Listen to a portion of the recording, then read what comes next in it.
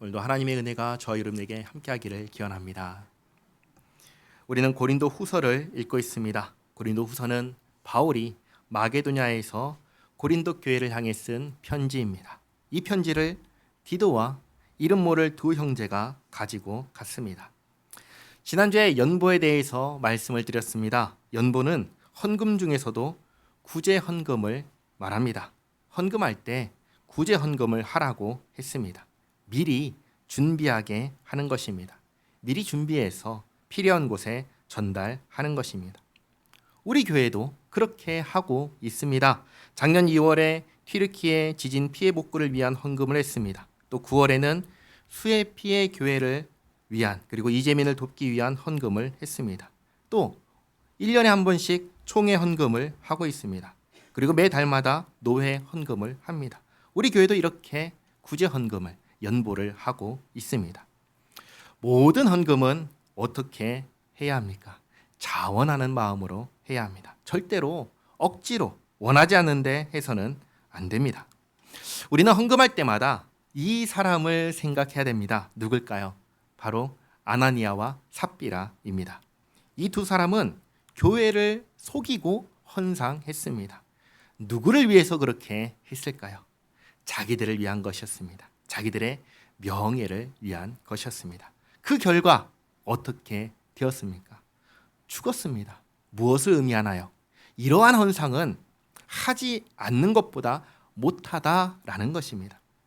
헌금은 절대로 억지로 하는 게 아닙니다. 싫은데 하는 게 아닙니다. 헌금은 하나님께 받은 사랑과 은혜를 아는 사람이 감사한 마음으로 자원하는 마음으로 하는 것이 헌금입니다. 이것을 잊지 마시기 바랍니다. 그리고 지난주에 말씀드리지 못한 한 가지가 있어서 지금 말씀드립니다. 헌금을 하려면 나에게 뭐가 있어야 될까요? 잘 보시기 바랍니다. 한번 생각해 보시기 바랍니다. 내가 헌금할 마음이 있습니다. 헌금을 하고 싶습니다. 그래서 헌금을 하려고 하는데 헌금할 돈이 없습니다. 그러면 어떻게 해야 할까요? 1번, 빚을 내서라도 헌금을 해야 될까요? 아니면 2번, 생활비 전부를 낸 과부처럼 그렇게 내 집도 돌보지 않고 가진 모든 것을 털어서 헌금하면 될까요? 둘 다 아니죠. 둘 다 아닙니다. 절대로 그렇게 해서는 안 됩니다. 그러면 무엇으로 헌금할까요? 어떻게 헌금할까요? 하나님께서 이스라엘과 언약을 맺으실 때 자기 백성에게 지켜 행하라고 주신 10가지 언약의 말씀이 있습니다. 이것을 우리는 십계명이라고 했습니다.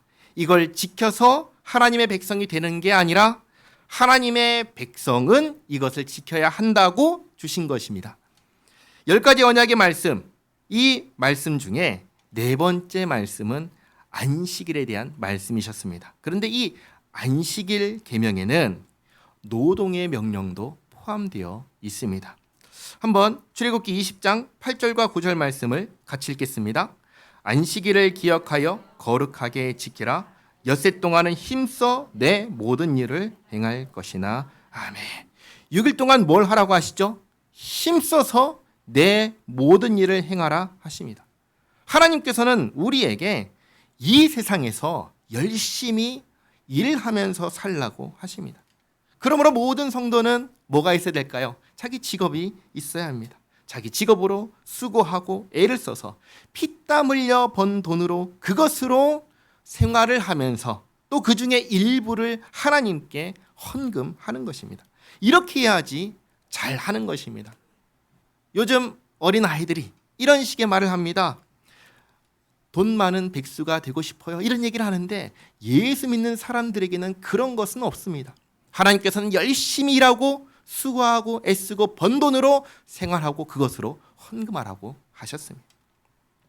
자, 그리고 이제 오늘 말씀입니다. 10장부터는 바울의 말하는 어조가 달라집니다. 바울은 이 글을 읽을 특별한 대상을 염두하고 이제부터 쓰기 시작합니다. 그게 누구일까요?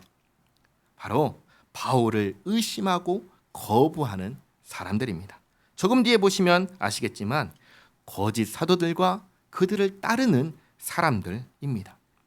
고린도 교회는 지금 두 부류의 사람들이 있습니다. 하나는 바울이 눈물로 쓴 편지를 읽고 받아들이고 회개하고 바울을 기다리는 사람들이 있습니다. 다른 한쪽에 있는 사람들은 어떤 사람들이냐면 거짓 사도들을 따라서 바울을 의심하고 거부하는 사람들입니다. 바울이 지금 10장부터는 거짓 사도들과 그들을 따르는 사람들에게 이야기를 시작합니다. 1절에 너희를 대면하면 유순하고 떠나 있으면 너희에 대하여 담대한 나 바울은 이제 그리스도의 온유와 관용으로 친히 너희를 권하고 또한 우리를 육신에 따라 행하는 자로 여기는 자들에 대하여 내가 담대히 대하는 것 같이 너희와 함께 있을 때 나로 하여금 이 담대한 태도로 대하지 않게 하기를 구하노라. 처음에 바울이 고린도에 갔을 때 복음을 전할 때 그때 유순하고 관대한 태도로 했습니다. 온유와 관용으로 대했습니다. 그러나 그 후에 바울이 떠난 후에 고린도에 거짓 사도들이 들어왔습니다. 교회를 혼란스럽게 만들었습니다. 문제가 벌어졌다는 것을 알고 난 이후에는 더 이상 이전처럼 유순하게 대할 수 없게 되었습니다. 그래서 엄하게 담대한 태도로 쓴 편지가 눈물로 쓴 편지였습니다. 그리고 이제는 디도가 고린도 후서를 들고 갑니다. 이 편지를 읽을 것입니다. 읽었을 때 읽고 난 다음에 어떻게 하라고 지금 하는 말입니까? 회개하고 돌이키라고 말하는 것입니다. 만약에 그러지 않으면 2절에 있는 말씀처럼 우리를 육신에 따라 행하는 자로 여기는 자들에 대하여 내가 담대히 대하는 것 같이 너희를 그렇게 담대한 태도로 엄격한 태도로 대할 것이다 라고 얘기를 하는 것입니다. 그러니까 이것은 일종의 뭐냐면 경고하는 것입니다. 거짓 사도와 그를 따르는 사람들은 바울을 어떤 사람으로 여겼냐면 육신에 따라 행하는 사람으로 여겼습니다. 육신에 따라 행하는 사람이라는 것은 뭐냐면 쉽게 말해서 하나님 말씀을 따라 행하지 않고 자기의 욕심을 따라서 사는 사람이라고 여기는 것입니다. 바울이 이 사람들이 자기를 그런 사람, 자기 욕심 때문에 이러한 일을 하는 사람이라고 말한다는 것을 알고 그 말을 그대로 받아서 이렇게 말합니다. 3절에 우리가 육신으로 행하나 육신에 따라 싸우지 아니하노니 우리의 싸우는 무기는 육신에 속한 것이 아니요 오직 어떤 견고한 진도 무너뜨리는 하나님의 능력이라. 모든 이론을 무너뜨리며 하나님 아는 것을 대적하여 높아진 것을 다 무너뜨리고 모든 생각을 사로잡아 그리스도에게 복종하게 하니. 거짓 사도들이 바울에 대해서 이렇게 말하고 있습니다. 그는 욕심을 따라 행하는 사람이다. 바울이 그 말을 그대로 받아서 하는 말입니다. 맞다. 나는 욕심을 따라 행하는 사람이다. 어떤 욕심이냐? 하나님을 아는 것을 대적하여 높아진 모든 것을 무너뜨리고 모든 생각을 사로잡아서 그리스도에게 복종하게 하려는 욕심이다. 이게 바울의 욕심이라는 것입니다. 그리고 정확하게 말하면 나는 교회를 바르게 세우는데 욕심이 있다라고 말을 하는 것입니다. 그리고 이를 하기 위해서 결코 육신의 힘을 사용하지 않고 오직 하나님의 능력만을 의지하는 사람이다 라고 말을 하는 것입니다. 그리고 6절에서 너희의 복종이 온전하게 될 때 모든 복종하지 않는 것을 벌하려고 준비하는 중에 있노라. 무슨 말이냐면 너희 가운데 복종하지 않는 자들은 내가 가면 벌할 것이다 라는 말입니다. 그러면 그들 가운데 너희 가운데 복종하지 않는 자들이 누구입니까? 거짓 사도들과 그들을 따르는 자들이죠. 이들이 누구에게 복종하지 않고 있습니까? 바울인가요? 아니죠. 누구죠? 그리스도입니다. 그리스도에게 복종하지 않는 자들을 내가 벌하려 한다라고 말하는 것입니다. 바울은 지금 이 편지를 고린도 후서를 누구에게 보내고 있습니까? 고린도 교회입니다. 교회는 무엇입니까? 교회는 예수 믿는 사람들의 모임이 교회입니다. 교회의 머리는 누구시죠? 예수님입니다. 교회는 무엇이죠? 예수님의 몸입니다. 그러니 몸인 교회는, 몸인 우리들은 머리 대신 예수님께 어떻게 해야 합니까? 당연히 복종해야 해야 합니다. 그게 교회입니다. 그런데 지금 교회는 어떻습니까? 머리 대신 예수님께 복종하지 않는 자들이 있는 것입니다. 그러면 어떻게 해야 될까요? 그냥 둬도 될까요? 내버려도 될까요? 그럴 수가 없는 것입니다. 그래서는 안 되는 것입니다. 왜 안 되죠? 교회는 예수님께서 자기 피로써 값주고 사신 곳이 교회이기 때문입니다. 자기 생명을 내어주고 사신 곳이 교회입니다.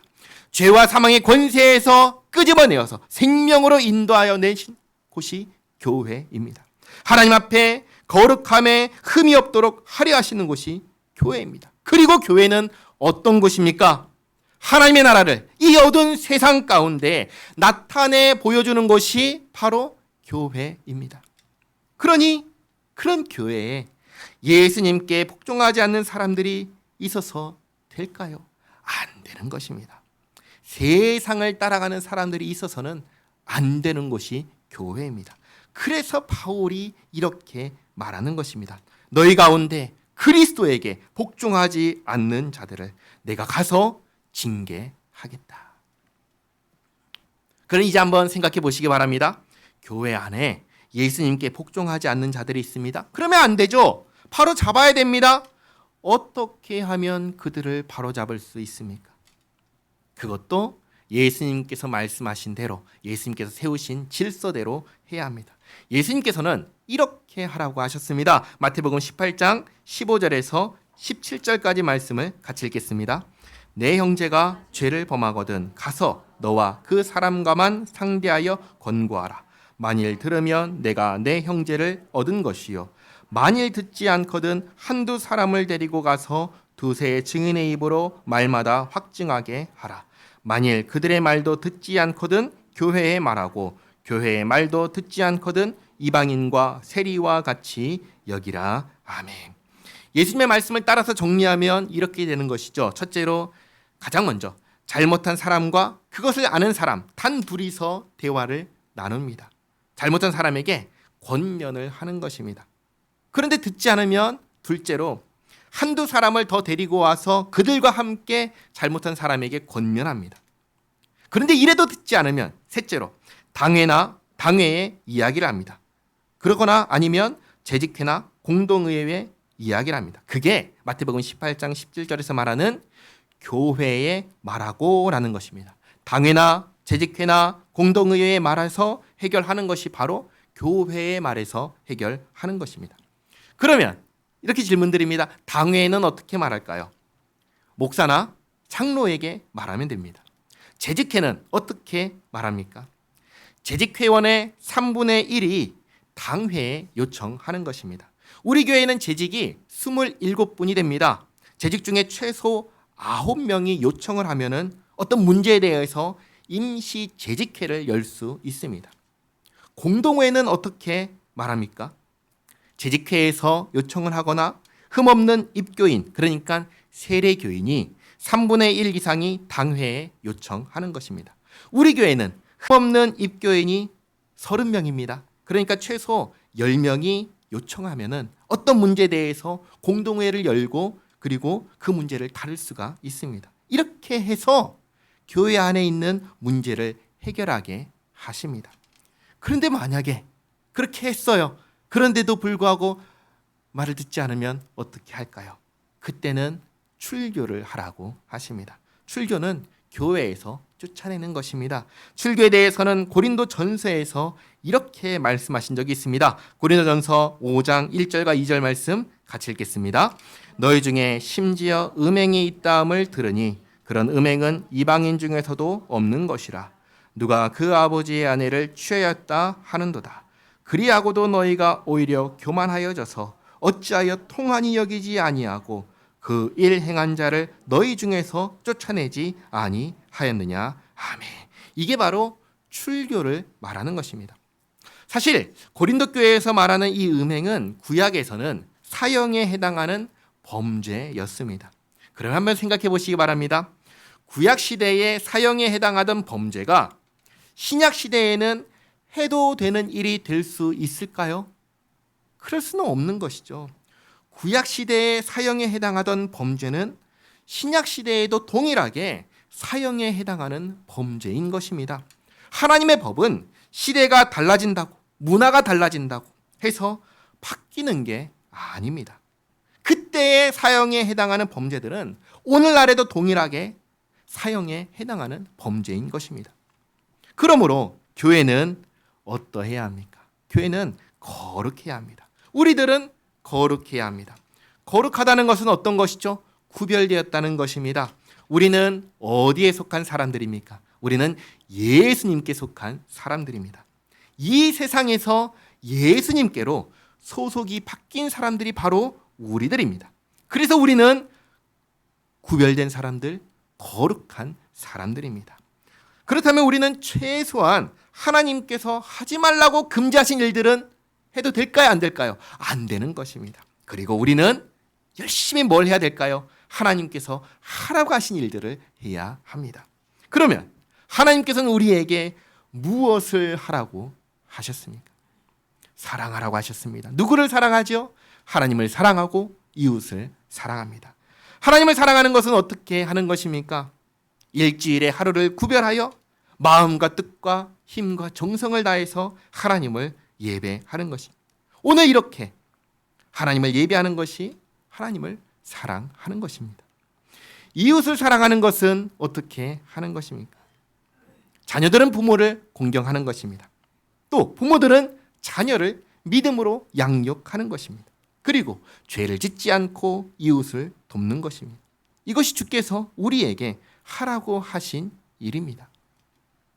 그러면 주께서 하라고 하신 이 일들을 우리는 어떻게 할 수 있습니까? 주께서 주시는 능력으로 할 수 있습니다. 주께서는 누구에게 그 능력을, 이 일들을 할 수 있는 능력을 주실까요? 구하는 자에게 주십니다. 그래서 주님의 말씀에 순종할 수 있게 하나님께 힘과 능력을 주시기를 구하고 기도하는 것이죠. 기도하고. 그래서 주님께서 주시는 힘과 능력을 가지고 주님 말씀에 순종하며 살아가는 것, 그게 바로 예수 믿는 이 세상과 구별된 우리에게서 나타나야 하는 모습인 것입니다. 그리고 여기서 한 가지 더 생각해 보겠습니다. 자녀를 믿음으로 양육하는 것이 이웃을 사랑하는 것 중에 하나라고 말씀을 드렸습니다. 자녀를 믿음으로 양육하는 가장 좋은 것은 어떻게 하는 것일까요? 바로 가정에서 예배하는 것입니다. 가정 예배를 드리는 것입니다. 할 수만 있다면 그러니 가정에서 예배를 드리시기 바랍니다. 그런데 현실적으로 가정 예배 드리기 힘들 가정도 있을 수 있습니다. 그러면 어떻게 믿음으로 양육할 수 있을까요? 이렇게 말씀드리겠습니다. 성경적인 기준을, 가치관을 갖게 하는 것입니다. 무엇이 옳고 무엇이 그른지, 무엇을 해야 하고 무엇을 하면 안 되는지 성경에서 가르쳐 주시는 것을 부모님이 가지고 알고서 자녀들을 양육하는 것입니다. 절대로 우리가 이 정도는 알겠지라고 생각하면 안 됩니다. 왜냐하면 전혀 모르기 때문입니다. 그래서 알려줘야 하는 것입니다. 거짓말하면 될까요? 안 될까요? 안 되는 것이죠. 알려줘야 됩니다. 남의 물건 훔치면 될까요? 안 될까요? 알려줘야 됩니다. 제가 필리핀에서 6개월을 살았습니다. 필리핀에서는 이제는 달라졌을 수 있는데 옛날에 제가 있을 때에는 물건을 어딘가 이렇게 놔두면요, 가져갑니다. 자기 물건도 아닌데 그게 문제라고 아무도 생각하지 않습니다. 무슨 말일까요? 이게 죄라는 걸 알려주지 않는 이상 사람들은 그게 죄인지 모른다는 것입니다. 그래서 알려주는 것입니다. 우리가 흔히 윤리, 도덕에 해당하는 것입니다. 하나님께서는 하나님의 백성에게 윤리적으로, 도덕적으로 이렇게 살아야 한다고 명확하게 말씀해 주셨습니다. 부모가 그것을 알고 자녀에게 가르쳐 주는 것입니다. 그리고 그것과 더해서 부모님이 신앙인의 모델이 되어 주는 것입니다. 예를 들어보겠습니다. 하나님께서 언약의 말씀 10계명 주시면서 아까 봤던 6일 동안은 열심히 일하라고 하셨습니다. 그러니 자녀들에게 너희는 직업을 가져야 된다. 세상에 나가서 열심히 일해야 된다. 아빠랑 엄마처럼 그렇게 살아야 된다. 보여줄 수가 있습니다. 가르쳐줄 수가 있습니다. 그리고 하나님께서 또 뭐라고 하셨죠? 7째 날에는 안식하라, 예배하라 하셨습니다. 그러니 자녀들에게 주일에는 이래서는 안 된다, 그날은 예배하는 날이다 라고 가르칠 수 있는 것입니다. 그리고 이게 중요합니다. 부모가 자녀들에게 말한 대로 본을 보여주는 것입니다. 자녀들은 부모를 보고 압니다. 뭘 할까요? 부모님이 자기가 말하는 것에 대해서 어느 정도의 가치를 가지고 사는 사람인지를 자녀들은 다 보고 압니다. 부모님이 이것을 말했을 때 이것이 진짜라면 정말 그걸 지킬 것이고, 말만 그렇다면 안 지킨다는 것을 자녀들이 다 압니다. 그러니 내 신앙이 진짜라면 그것을 보여주시기 바랍니다. 어느 때는 이렇게 하고 어느 때는 저렇게 하고, 그게 아니라 일관된 모습을 보여주시기 바랍니다. 일관된 행동으로 보여주시기 바랍니다. 그게 믿음으로 자녀를 양육하는 데 있어서 정말 중요한 것입니다. 그리고 무엇을 해야죠? 기도해야 합니다. 항상 기도해야 됩니다. 왜 기도하죠? 내 힘으로 안 된다는 거 아니까 기도하는 것입니다. 그런데 그걸 안 해요. 그럼 다 봅니다. 다 봅니다. 그러니 정말 나의 자녀를, 우리 후손들을 믿음으로 양육하기 위해서 무엇을 해야 될까요? 내가 신앙인의 본이 되어주는 것과 그리고 기도하는 것을 계속해서 일관되게 보여주는 것입니다. 다시 본문을 보겠습니다. 6절에서 바울이 고린도의 교회에 갔을 때 여전히 그리스도에게 복종하지 않는 자들이 있다면 벌하겠다, 건징하겠다라고 했습니다. 그렇게 해서 이 교회를 바르게 세우겠다라고 합니다.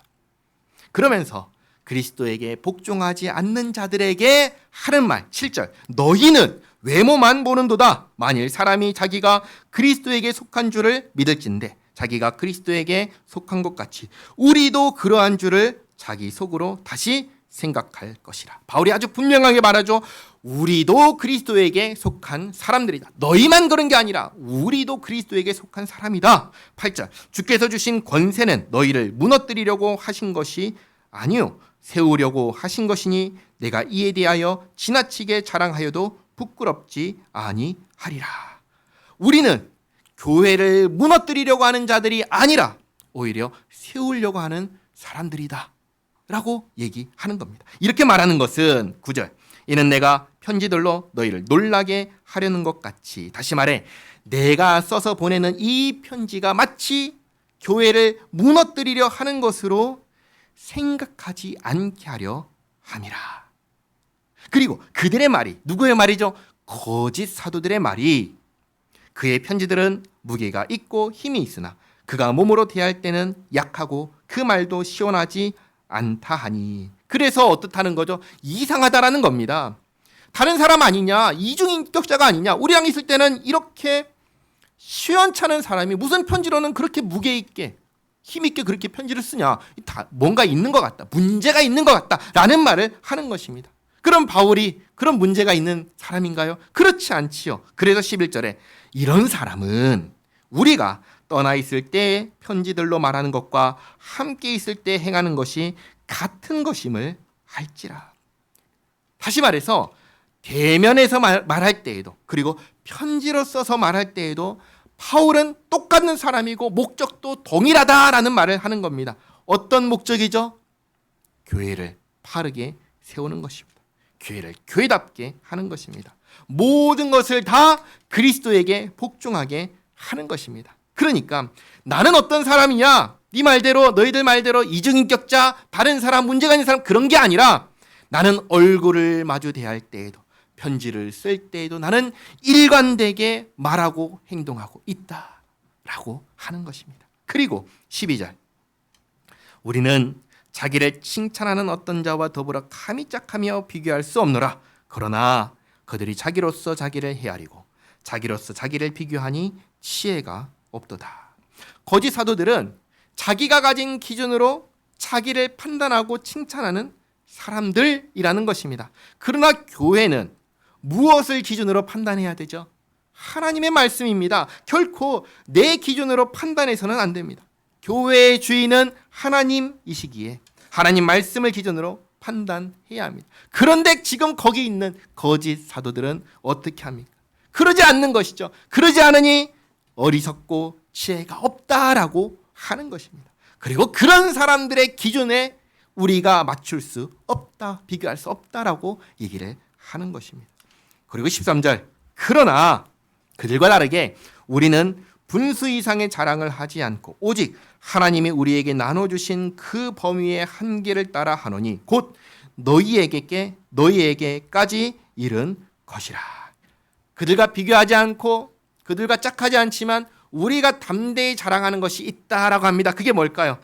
그건 뭐냐면 여기 고린도 교회에 우리가 처음으로 복음을 전했다라는 사실입니다. 이게 진짜 우리가 아는 자랑이다라는 겁니다. 왜 이게 자랑일까요? 이게 바로 주께서 바울에게 주신 사명이었기 때문입니다. 내 기준으로 내 생각으로 나를 판단하는 게 아니라 주님 주신 사명으로 자기를 판단하는 것입니다. 14절, 우리가 너에게 미치지 못할 자로서 스스로 지나쳐 나아간 것이 아니요 그리스도의 복음으로 너에게까지 이른 것이라. 다시 말해 우리가 주님께서 주신 사명에 순종해서 주님 말씀에 순종해서 복음을 전하다 보니까 너희에게까지 이른 것이다 라는 것입니다.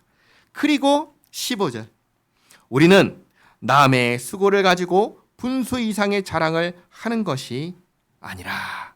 여기 남의 수고가 뭘까요? 남의 수고란 말은 다르게 말하면 남이 세운 교회라는 것입니다.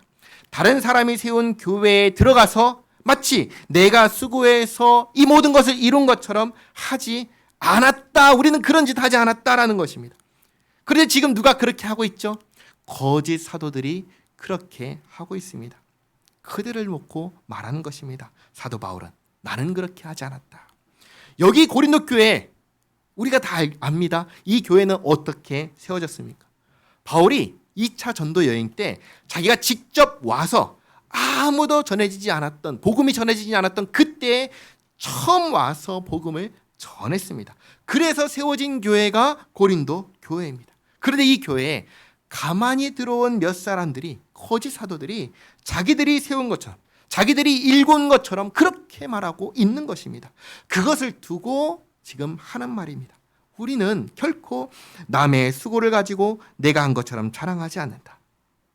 그리고 우리가 바라는 것은 15절, 오직 너희 믿음이 자랄수록 우리의 규범을 따라 너희 가운데서 더욱 풍성하여지기를 바라노라.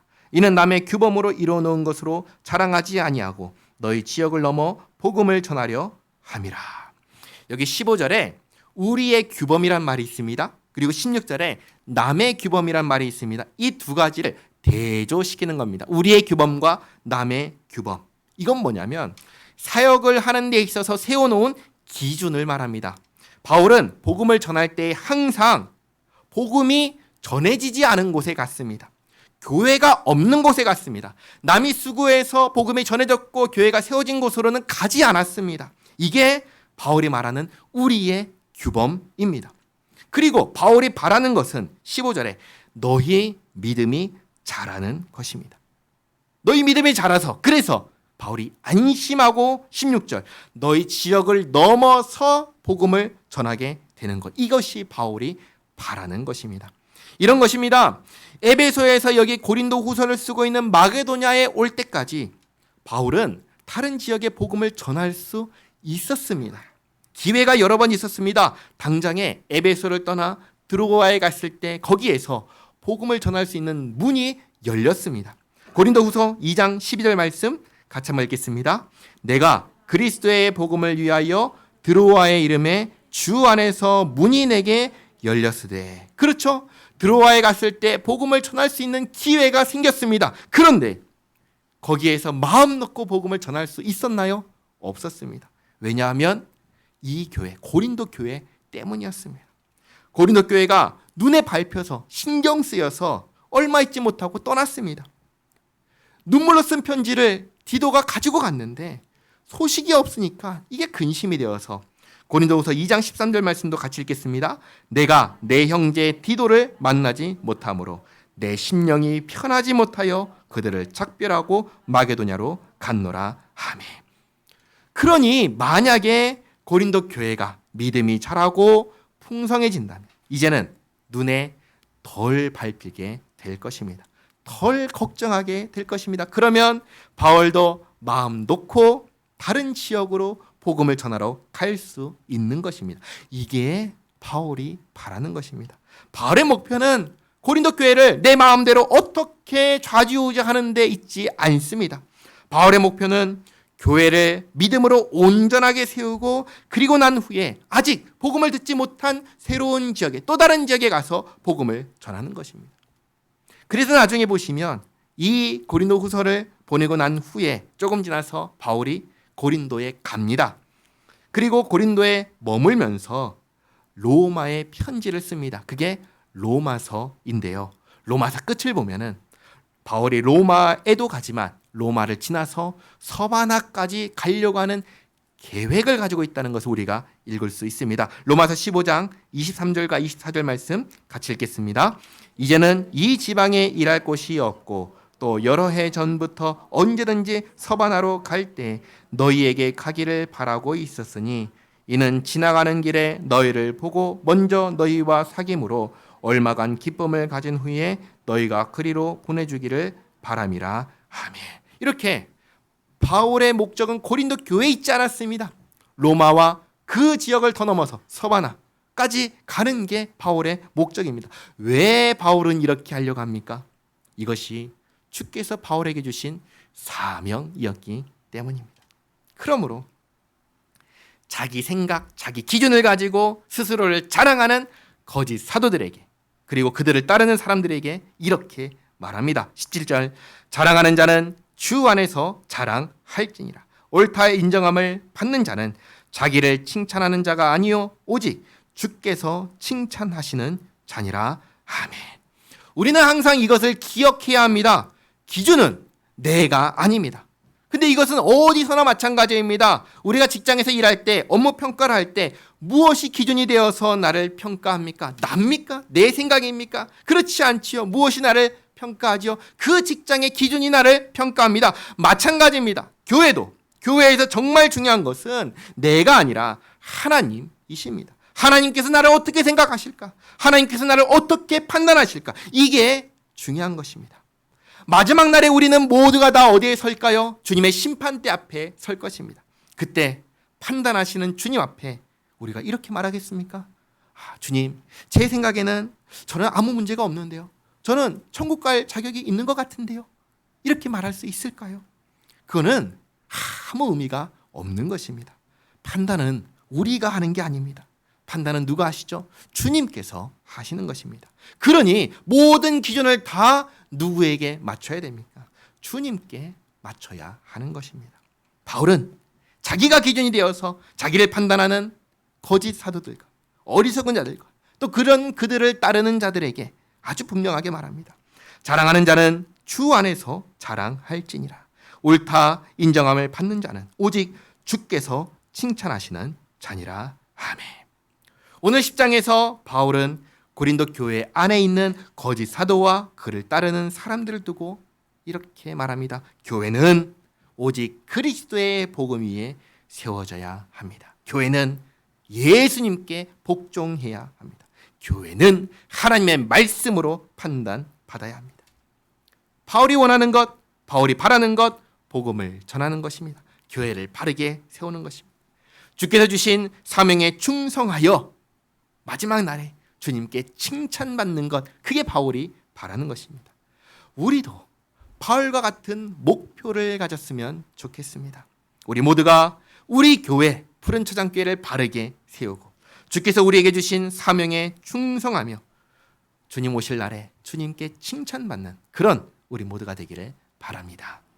기도하겠습니다.